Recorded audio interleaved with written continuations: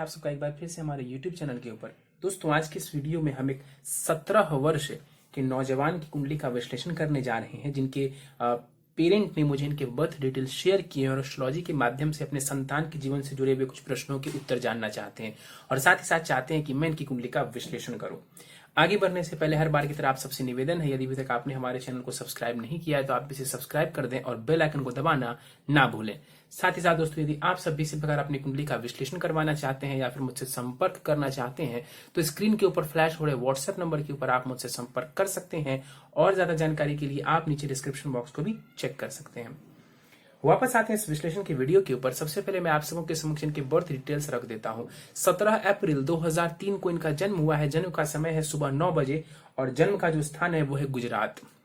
प्रश्नों की बात की जाए तो इनके ये जो संतान है इनकी, जिस युवक की ये कुंडली है हमारे सामने, ये स्पोर्ट्स के क्षेत्र में अपना करियर बनाना चाहते हैं। क्रिकेट खेलते हैं ये और उसी में अपना करियर बनाना चाहते हैं। तो इनका सवाल है कि सफलता का योग है या नहीं, अगर है तो कितना नेम फेम है, इंटरनेशनल लेवल तक जाने के योग है कुंडली में या नहीं, क्या ये रास्ता उचित है या अनुचित है, सफलता कब मिलेगी यानी कि कब वो योग बन रहा है जब कुछ कुंडली में कोई बड़ा योग नजर आ रहा हो जब सफलता मिले।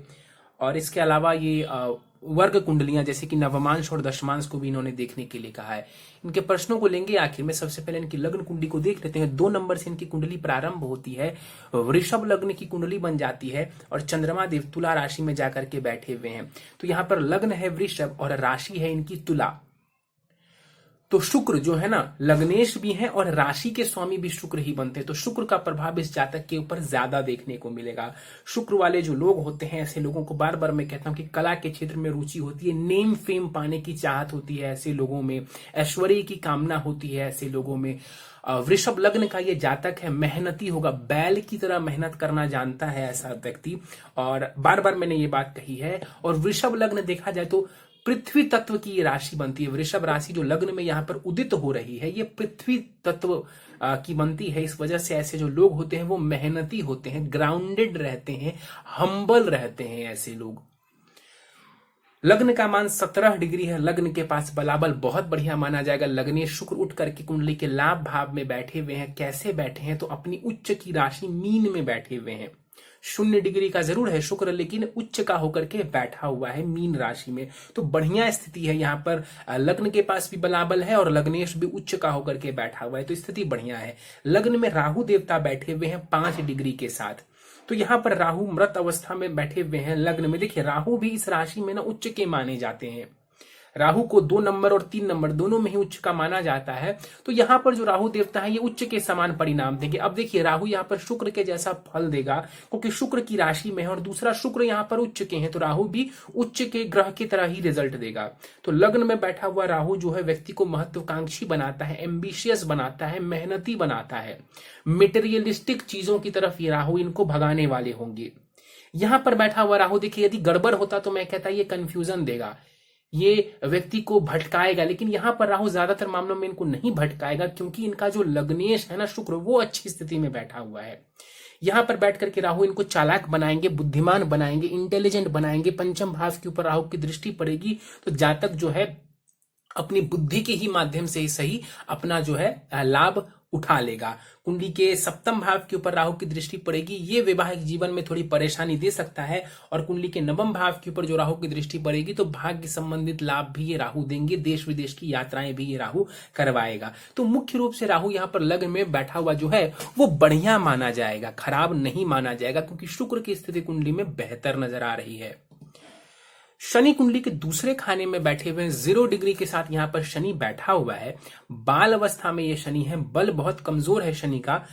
भाग्येश एवं कर्मेश है शनि। वृषभ लग्न की कुंडली में शनि देवता योग कारक ग्रह बन जाते हैं, जाकर के वाणी भाव और धन भाव में बैठे हुए। देखिए यहाँ पर कर्मेश भी है और भाग्येश भी है, जाकर के धन भाव में बैठे हुए, यानी कि जातक जो परिश्रम करेगा, जो कर्म करेगा, उसी के माध्यम से जातक को धन का लाभ देखने को मिलेगा।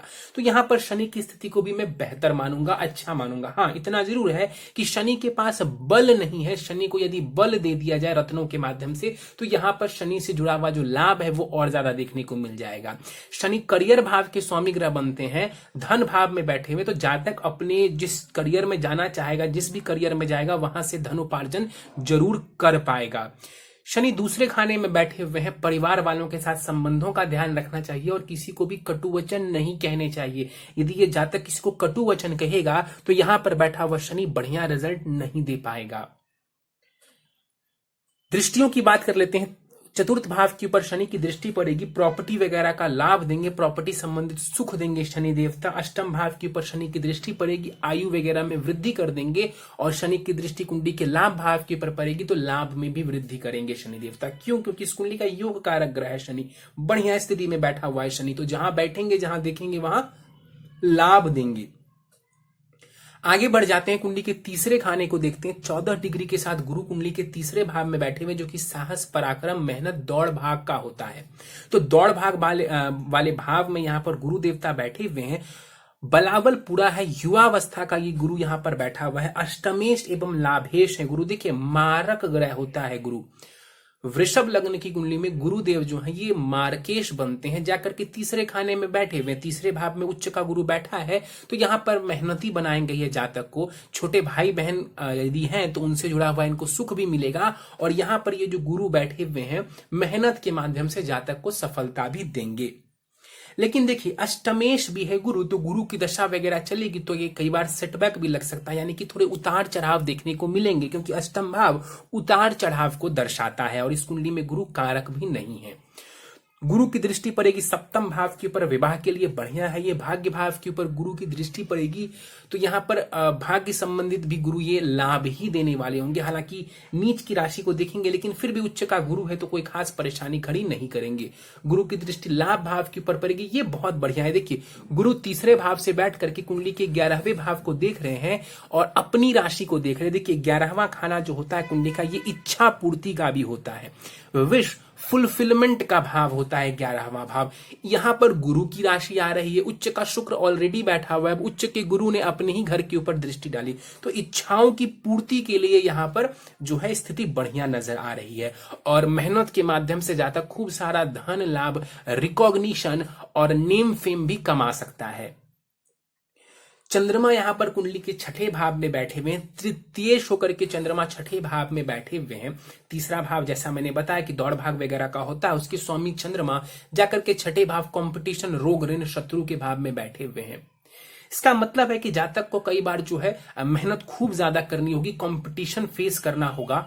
और यहां पर 7 डिग्री का चंद्रमा बैठा हुआ है, बलाबल अच्छा है, कुमार अवस्था के चंद्रमा बैठे हुए हैं। लेकिन ध्यान से इस चंद्रमा को देखेंगे तो चंद्रमा केमद्रम दोष में मौजूद है। केमद्रम दोष लगने की वजह से कई बार जातक का जो मन है और मन में कई बार नकारात्मक विचार वगैरह आ सकते हैं, तो इससे बचने की आवश्यकता है। हालांकि ये पूर्णिमा का चंद्रमा है तो बहुत ज्यादा परेशानी खड़ी नहीं करेंगे, लेकिन फिर भी केमद्रम दोष है तो उसका प्रभाव तो देखने को मिलेगा ही। शीत रोगों से सावधान रहने की आवश्यकता है जातक को। हालांकि ये स्पोर्ट्स के फील्ड में है तो अपने हेल्थ के लिए तो ये कॉन्शियस रहेंगे ही रहेंगे। यहाँ पर चंद्रमा देवता बैठे हुए हैं, 12वें खाने को देखेंगे तो धन का व्यय भी थोड़ा बहुत ये चंद्रमा कराने वाले होंगे। देश विदेश की यात्राएं भी ये चंद्रमा बेसिकली कराएंगे, विदेश की यात्राएं ज्यादा कराएंगे, क्योंकि तीसरा भाव छोटी मोटी यात्राओं का होता है, बेसिकली यात्राओं का होता है। उसके स्वामी अगर विदेश भाव को देखेंगे तो विदेश की भी यात्राएं इनको करा सकते हैं। आगे बढ़ जाते हैं, सप्तम भाव को देख लेते हैं। सप्तम भाव में देखें तो केतु यहाँ पर बैठे हुए 5 डिग्री के साथ मृत अवस्था में केतु बैठे हुए। देखिए जो सप्तम भाव होता है ये विवाह का होता है, पार्टनरशिप का होता है। यहाँ पर केतु देवता का बैठना बहुत बढ़िया नहीं माना जाता है, लेकिन केतु यहाँ पर उच्च की राशि में बैठे हुए हैं। इस राशि के स्वामी ग्रह मंगल जो है वो उच्च के होकर के भाग्य भाव में बैठे हुए, तो ये शुभ स्थिति है और गुरु की दृष्टि सप्तम भाव एवं मंगल के ऊपर पड़ रही है। इस वजह से ये वैवाहिक जीवन में भी बहुत ज्यादा परेशानी खड़ी नहीं करेंगे, ऐसा मुझे लगता है। फिर भी कुंडली मिलाने करके विवाह कर लें तो ज्यादा बेहतर स्थिति रहेगी। मंगल देखा जाए तो भाग्य भाव में बैठे हुए 3 डिग्री का मंगल मृत अवस्था में यहाँ पर बैठा हुआ है। उच्च के हैं मंगल देवता, यहाँ पर देखा जाए तो ये मकर राशि में उच्च के होते हैं। उच्च का मंगल भाग्य भाव में बैठा हुआ है, बढ़िया स्थिति है, भाग्य को ये प्रबल बनाएगा। इस कुंडली में मंगल सप्तमेश है एवं द्वादशेश है। देखिए है तो मंगल मारक ग्रह, लेकिन सप्तमेश भाग्य भाव में बैठा हुआ है, उच्च का होकर के इतना साफ है कि विवाह के बाद जो है भाग्य उन्नति ज्यादा देखने को मिलेगी। विवाह के बाद भाग्य ज्यादा सहयोग करेगा और मंगल भी उच्च का बैठा हुआ है कुंडली में, तो निश्चित रूप से ये जातक को जो है अच्छा साहस पराक्रम देने वाला होगा। मंगल गुरु एक दूसरे को यहाँ पर देख रहे हैं, ये भी बढ़िया है इनके लिए। और मंगल गुरु का एक साथ बैठना या मंगल गुरु का दृष्टि संबंध होना ये बढ़िया माना जाता है। ज्यादातर कुंडलियों में यदि मंगल और गुरु की युति हो या इनका दृष्टि संबंध हो तो व्यक्ति की जो एनर्जी होती है ना वो सही जगह पर खर्च होती है, व्यक्ति जो है वो सही जगह पर अपनी ऊर्जा को खर्च करता है। मंगल की दृष्टि भाग्य भाव के ऊपर, माफ करिए, भाग्य भाव से मंगल की दृष्टि विदेश भाव के ऊपर पड़ेगी, चौथी दृष्टि, तो विदेश लेकर के जाने वाले होंगे मंगल देवता। तीसरे भाव के ऊपर मंगल की दृष्टि बल एवं पराक्रम को बढ़ाने वाली होगी। और अष्टम दृष्टि जो पड़ेगी चौथे खाने के ऊपर, तो यहाँ पर दृष्टि लगा करके जो मंगल देवता थोड़ी सी परेशानी दे सकते हैं, क्योंकि इस कुंडली में कारक नहीं है मंगल, तो थोड़ी सी परेशानी ये दे सकता है कि थोड़ा टेंशन दे सकता है, घर वगैरह में टेंशन का माहौल थोड़ा रह सकता है, चाहे वो करियर को लेकर के हो या किसी भी चीज को लेकर के हो, वो देखने को थोड़ा बहुत मिल सकता है। लेकिन प्रॉपर्टी के मामले में मंगल भी सहायक ही सिद्ध होंगे। शुक्र देख लें तो 0 डिग्री के साथ यहाँ पर बैठे हुए हैं शुक्र देवता, मृत अवस्था के यहाँ पर माने जाएंगे और उच्च की राशि में बैठे हुए हैं, मीन राशि में। यहाँ पर स्थिति बढ़िया है। देखिए लग्नेश और षष्ठेश होकर के शुक्र लाभ भाव में बैठे हुए हैं। मेहनत के बाद, देखिए क्योंकि षष्ठेश है तो कंपटीशन के बाद, मेहनत के बाद यहाँ पर जो है शुक्र देवता खूब सारा लाभ देने वाले होंगे, सफलता दिलवाने वाले होंगे। ये भाव मैंने पहले भी कहा रिकॉग्निशन का भाव है, तो यहाँ पर शुक्र का बैठना जातक को जो है अवार्ड्स दिलवाना, रिकॉग्निशन दिलवाना, ये सारी चीजें ये शुक्र यहाँ पर करने वाले हैं। शुक्र की दृष्टि पंचम भाव के ऊपर पड़ेगी तो ये कला के क्षेत्र में भी रुचि दे सकते हैं। और दूसरा यहाँ पर जो है प्रेम संबंधित सफलता भी ये शुक्र देने वाले होंगे। 12वें खाने को देख लेते हैं। सूर्य एवं बुध 12वें भाव में बैठे हुए हैं। सूर्य एवं बुध के साथ बैठने की वजह से इसको हम बुधादित्य योग आमतौर पर कहते हैं, हालांकि ये 12वें भाव में बन रहा है। 2 डिग्री के सूर्य हैं, 22 डिग्री के बुध है, यहाँ पर 20 डिग्री का फासला है, तो कंजंक्शन बहुत क्लोज नहीं हुआ है। यहाँ पर सूर्य उच्च के हैं, देखिए सुखेश हैं सूर्य इस कुंडली में जाकर के विदेश भाव में उच्च के होकर के बैठे हुए, तो जातक चाहे तो विदेश वगैरह निकल सकता है, जन्म स्थान से दूर भी ये जा सकते हैं। सूर्य उच्च का है कुंडली में, दशमेश और नवमेश बढ़िया है, पिता का सहयोग बढ़िया नजर आ रहा है कुंडली के अनुसार। यहाँ पर सूर्य बैठे हुए कुंडली के 12वें भाव में, स्थिति बढ़िया है, घर से दूर जाकर के भी नेम फेम किया जा सकता है। सूर्य 6ठे भाव को देखेंगे तो यहाँ पर अपने स्वास्थ्य का थोड़ा ध्यान रखें, नेत्र से संबंधित रोग, हड्डियों से संबंधित रोग सूर्य देते हैं। हालांकि यहाँ पर सूर्य कहीं से भी पीड़ित नहीं है तो ज्यादा चिंता करने की आवश्यकता नहीं होनी चाहिए, फिर भी अपने नेत्रों का ध्यान रखेंगे। बुध यहाँ पर 22 डिग्री के साथ बैठे हुए, देखिए धनेश एवं जो है पंचमेश है बुध और जाकर के विदेश भाव में बैठे हुए हैं। देखिए पहली बात तो ये शिक्षा के लिए बहुत बढ़िया नहीं है, क्योंकि शत्रु की राशि में बुध यहाँ पर बैठे हुए हैं पंचमेश होकर के, तो ये शिक्षा के लिए बहुत बढ़िया नहीं कहा जा सकता। या शिक्षा जो है विदेश जाकर के पूरी हो या घर से दूर जाकर के पूरी हो, ये भी यहाँ पर बुध दर्शा रहे हैं। दूसरा यहाँ पर धनेश का जाकर के खर्च भाव में बैठना इस बात को भी दर्शा रहा है कि जातक का जो धन है वो काफी व्यय भी होगा। धन आएगा भी और व्यय भी होगा। आएगा क्यों? क्योंकि लाभ का जो भाव है ना वो बहुत बलवान नजर आ रहा है, तो धन आएगा भी और धन व्यय भी होगा, क्योंकि धनेश जो है वो खर्च भाव में जाकर के बैठे हुए हैं। इसके अलावा देखा जाए तो बुध की दृष्टि 6ठे भाव के ऊपर पड़ेगी, बढ़िया स्थिति है। आप मेहनत करिए, दिमाग से काम लीजिए, सफलता आपको देखने को मिल जाएगी, कुंडली बढ़िया नजर आ रही है।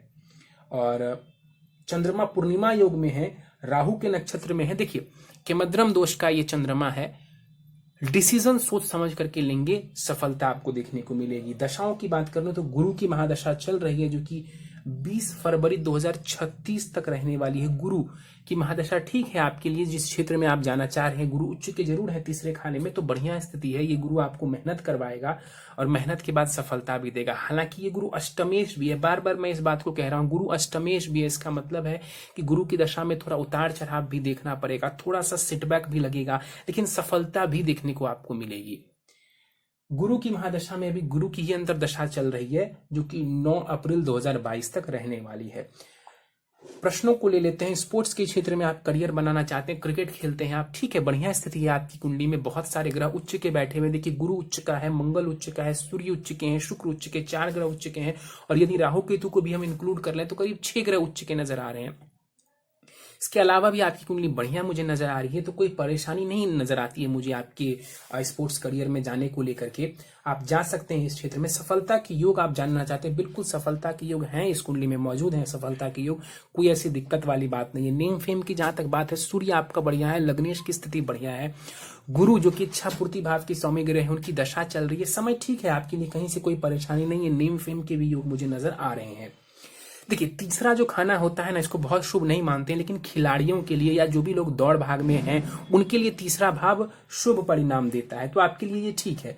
इंटरनेशनल लेवल तक जाने की योग है या नहीं, देखिए जा सकते हैं आप। कुंडली ऐसी कोई गड़बड़ नहीं है कि कुंडली आपको रोकेगी, बस मेहनत के ऊपर ध्यान दीजिए। हाँ, इतना जरूर बोलूंगा कि गुरु अष्टमेश है, तो कई बार ऐसा होगा कि आपकी जो गाड़ी है ना वो पटरी से गिरेगी भी फिर चढ़ेगी भी। कहने का मतलब एक समान स्थिति गुरु की दशा में नहीं रहेगी, क्योंकि गुरु इस कुंडली में कारक नहीं है। लेकिन फिर भी ओवरऑल कुंडली को देखा जाए तो काफी पॉजिटिव स्थितियां मुझे नजर आ रही है। क्या ये रास्ता सही है? मुझे लगता है कि ये रास्ता सही है, कोई ऐसी दिक्कत परेशानी वाली बात नहीं है। और ये रास्ता आपका ठीक है। यदि आप इसी में अपना सब कुछ देना चाहते हैं, आप दे सकते हैं। सफलता कब मिलेगी? देखिए, अप्रैल 2022 से जो है ना समय बढ़िया नजर आ रहा है करियर को लेकर के। वहां से कोई बड़ी सफलता या कोई बड़ा ब्रेक आपको मिल सकता है। कहने का मतलब है इस क्षेत्र में जो है कुछ अच्छा आप वहां से कर सकते हैं। और नवमांश दशमांश को लेकर के इन्होंने प्रश्न पूछा कि नवमांश कैसा है। चलिए इनके नवमांश को देख लेते हैं।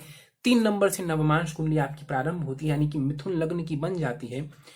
और वहां पर शनि उच्च के बैठे हुए हैं पंचम भाव में, सूर्य लाभ भाव में उच्च के बैठे हुए हैं, और मंगल उच्च का अष्टम भाव में बैठा हुआ है। देखिए, कहने का मतलब है कि आपकी कुंडली बलवान नजर आ रही है। बहुत सारे ग्रह उच्च के लग्न में भी हैं, नवमांश में भी बैठे हुए हैं, तो स्थिति दोनों ही जगह बढ़िया नजर आ रही है। गुरु वहां पर कर्मेश होकर के छठे भाव में बैठे हुए, यानी कंपटीशन के ही क्षेत्र में आप जाने वाले हैं। ऐसे क्षेत्र में जाएंगे जहां पर मेहनत है, पराक्रम है, खूब सारी कंपटीशन है, खूब सारा मेहनत है।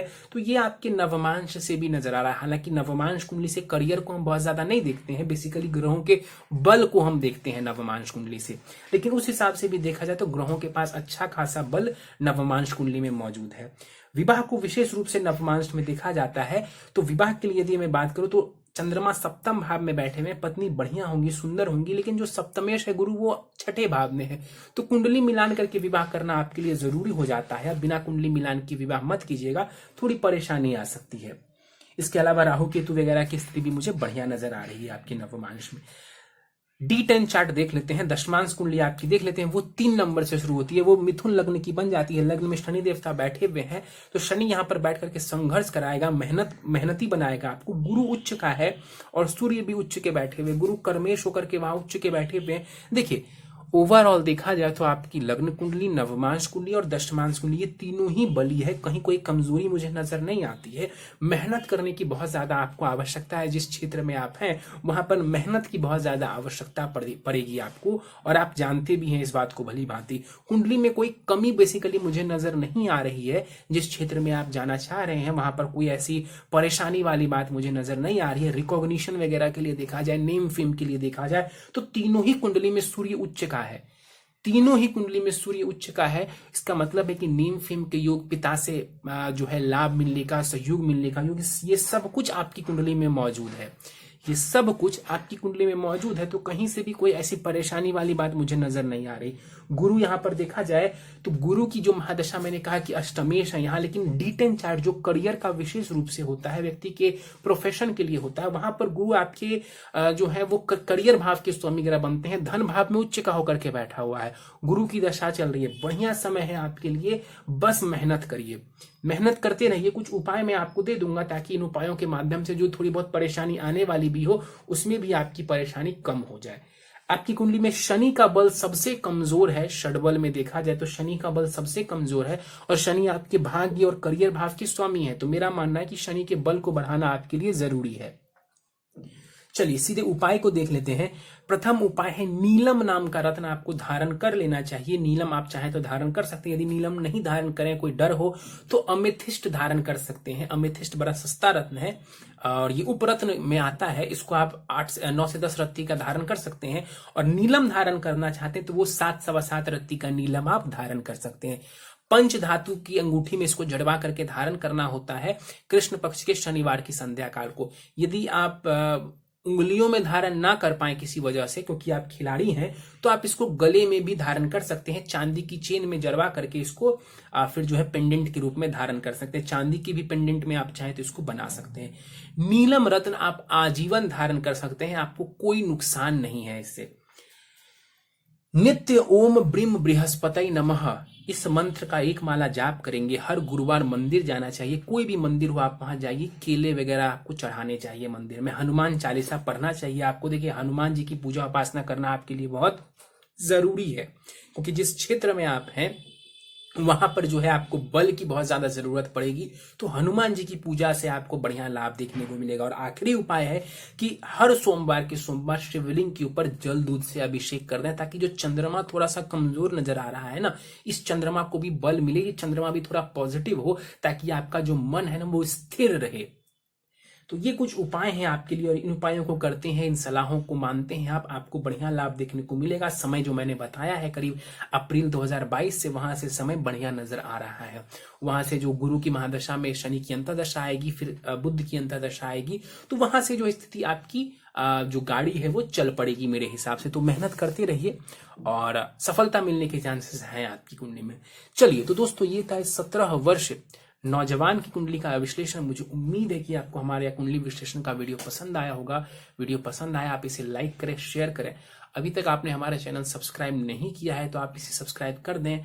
यदि आप सब भी मुझसे इसी प्रकार अपनी कुंडली का विश्लेषण कराना चाहते हैं, मुझसे कोई सलाह लेना चाहते हैं, तो स्क्रीन के ऊपर फ्लैश हो रहे व्हाट्सएप नंबर के ऊपर आप मुझसे संपर्क कर सकते हैं। और ज्यादा जानकारी के लिए आप नीचे डिस्क्रिप्शन बॉक्स को भी चेक कर सकते हैं। इस वीडियो में फिलहाल इतना ही। आप सभी का बहुत बहुत धन्यवाद।